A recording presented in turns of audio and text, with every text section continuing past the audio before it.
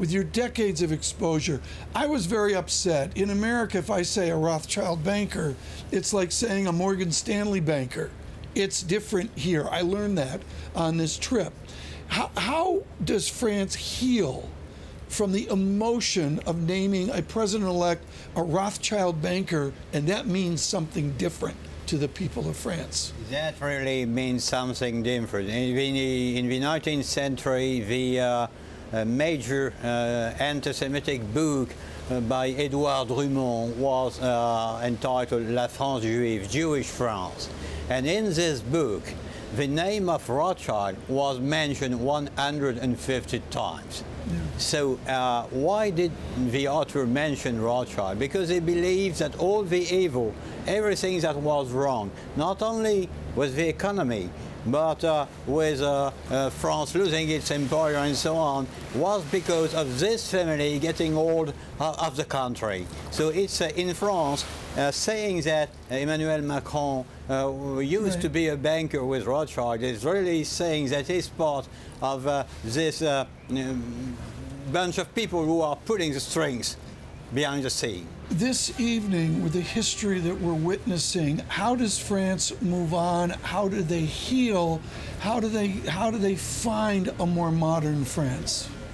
Well, obviously, a lot of people, an overwhelming majority of the people were afraid that if Marine Le Pen were elected, France would become a very isolated country. So I think that the majority of the French realize that with such a young president, a man who is not a member of any mainstream political party, he has experience in government, but he's not a man of a party.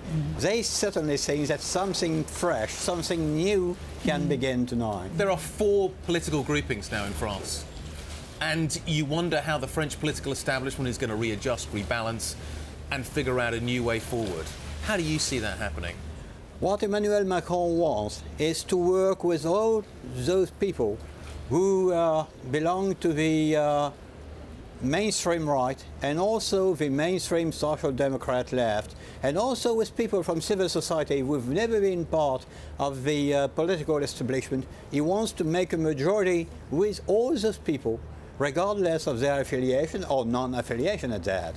And once again, he will need to bring a new majority. Yep. He has no political party of his own, despite his, the short-lived existence of his Mouvement En Marche, yep, which is not a political party. So he has to start anew. But as you say, he's building from the ground up. He's bringing people in from all over the country and all over France. It would be amazing to look at what the demographics of the people that are gathered outside the Louvre tonight and kind of where they've come from and what they're bringing into the debate. How does he tap into that? With such a new organisation, he has an opportunity.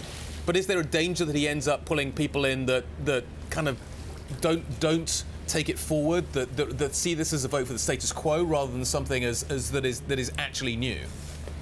Well, on my way to the studio, I traveled through Rue de Rivoli, so right at this place where Macron is now meeting with his people, and I saw a tremendous number of young people.